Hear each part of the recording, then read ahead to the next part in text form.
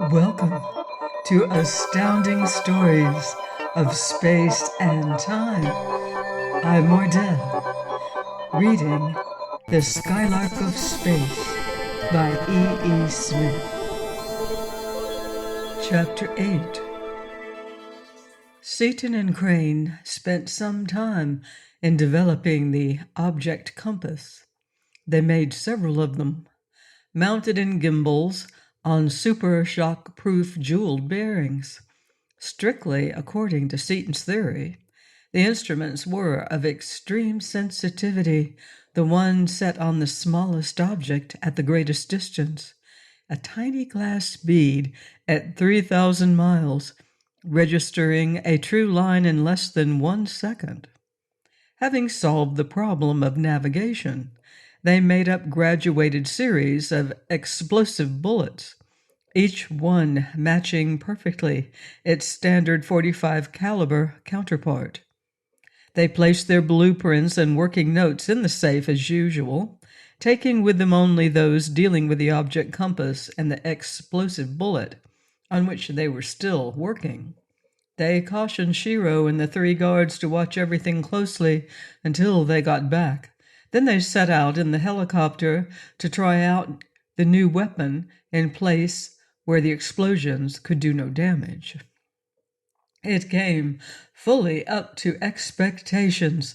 A Mark I charge fired by Crane at a stump over 100 yards from the flat-top knoll that had afforded them a landing place tore it bodily from the ground and reduced it to splinters. The force of the explosion made the 2 men stagger. "Wow!" Seaton exclaimed. "Wonder what a Mark V will do." "Careful, Dick. What are you going to shoot at?" "Oh, that rock across the valley. Range finder says 900 yards. Bet me a buck I can't hit it." "The pistol champion of the district, hardly." The pistol cracked, and when the bullet reached its destination, the boulder was obliterated in a vast ball of something.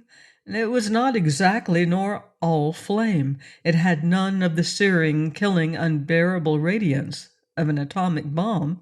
It did not look much, if any, hotter than the sphere of primary action of a massive charge of high explosive. It did not look even remotely like anything either man had ever seen before. Their observations were interrupted by the arrival of the shock wave.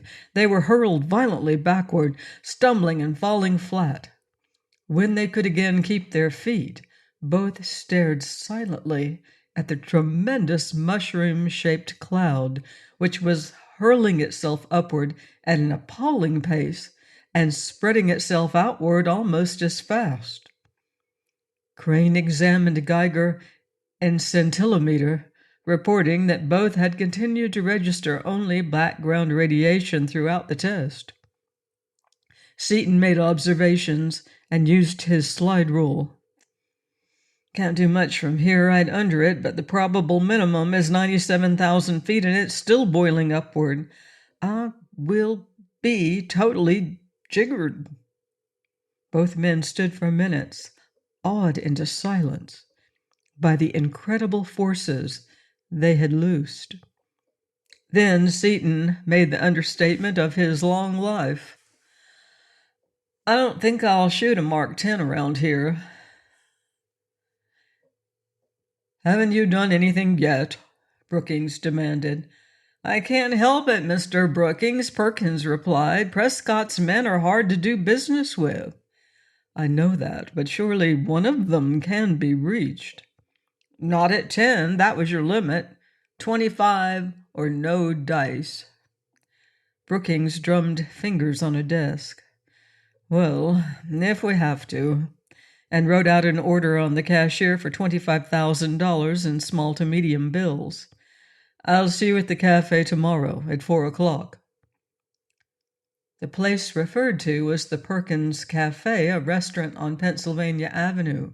It was the favorite eating place of the diplomatic, political, financial, and social elite of Washington, none of whom even suspected that it had been designed and was being maintained by the world-girdling World Steel Corporation as the hub and center of its world-girdling nefarious activities. At 4 o'clock of the following day, Brookings was ushered into Perkins' private office. "Blast it, Perkins, can't you do anything?" he demanded. "It just couldn't be helped," Perkins replied doggedly. "Everything was figured to the second, but the Jap smelled a rat or something and jumped us. I managed to get away, but he laid Tony out cold. But don't worry. I sent Silk Humphrey and a couple of the boys out to get him. Told him to report at 4:08. Any second now." In less than a minute, Perkins' communicator buzzed. "This is the Dick, not Silk," it said in its tiny, tinny voice. "He's dead. So are the two goons. That Jap, he's chain lightning on grease wheels. Got all three of them. Anything else I can do for you?" "No, your job's done." Perkins closed the switch, fusing the spy's communicator into a blob of metal. And Brookings called Duquesne. "Can you come to my office, or are you bugged?" "Yes to both. Bug from stem to gudgeon. Prescott men in front, back, on the sides, and up in the trees. I'll be right over." "But wait." "Relax. You think they can outsmart me? I know more about bugging and debugging than Prescott and his dicks will ever learn." In Brookings' office, Duquesne told, with saturnine amusement, of the devices he had rigged to misinform the private eyes. He listened to Brookings' recital of failure. Then he said, "I knew you'd louse it up, so I've been making some plans of my own. One thing, though, I want limpidly clear. From now on, I give the orders, right?" "Right." "Get me a helicopter just like Crane's. Get a hophead 6 feet tall that weighs about 160 pounds. Give him a 3-hour jolt. Have him at the field 2 hours from now." "Can do." Duquesne was at the field on time. So were the flying machine and the unconscious man. Both were exactly what he had ordered. He took off, climbed swiftly, made a wide circle to the west and north. Shiro and the two guards, hearing the roar of engines, looked up and saw what they supposed to be Crane's helicopter coming down in a vertical drop. Slowing at the last possible second, it taxied up the field toward them. A man, recognizable as Seaton by his suit and physique, stood up, shouted hoarsely, pointed to the lean, still form beside him, beckoned frantically with both arms, and then slumped down completely inert. All three rushed up to help. There were 3 silenced reports, and 3 men dropped. Duquesne leapt lightly out of the copter and scanned the 3 bodies. The 2 guards were dead, but Shiro, to his chagrin, showed faint signs of life, but very faint. He wouldn't live long. He put on gloves, went into the house, blew the safe, and rifled it. He found the vial of solution, but could find neither the larger bottle nor any reference to it. He then searched the house from attic to basement. He found the vault, carefully concealed though its steel door was, but even he could do nothing about that. Nor was there any need, he decided, as he stood staring at it, the only change in his expression being a slight narrowing of the eyes and concentrated thought. The bulk of that solution was probably in the heaviest, deepest, safest vault in the country. He returned to the helicopter. In a short time, he was back in his own room, poring over blueprints and notebooks. Coming in the dusk, Crane and Seaton both began to worry when they saw that their landing lights were not burning. They made a bumpy landing and hurried toward the house. They heard a faint moan and turned, Seaton whipping out his flashlight with one hand and his automatic with the other. He hastily replaced the weapon and bent over Shiro, a touch having assured him that the other 2 were beyond help. They picked up Shiro and carried him into his own room, while Seaton applied first-aid treatment to the ghastly wound in Shiro's head. Crane called a surgeon, the coroner, the police, and finally Prescott, with whom he held a long conversation. Having done all they could for the injured man, they stood by his bedside, their anger all the more deadly for being silent. Seaton stood with every muscle tense. His right hand, white-knuckled, gripped the butt of his pistol, while under his left the heavy brass rail of the bed began slowly to bend. Crane stood impassive, but with his face white and every feature hard as marble. Seaton was the first to speak.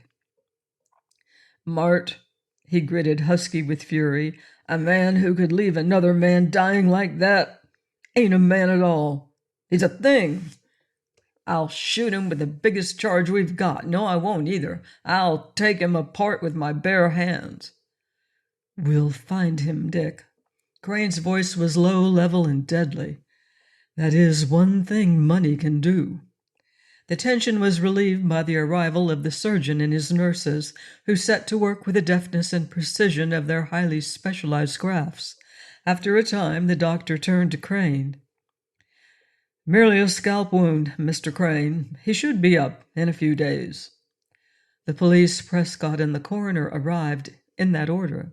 There was a great deal of bustling and stirring about and investigating, some of which was profitable. There were many guesses and a few sound deductions, and Crane offered a reward of $1,000,000 tax-paid dollars for information leading to the arrest and conviction of the murderer.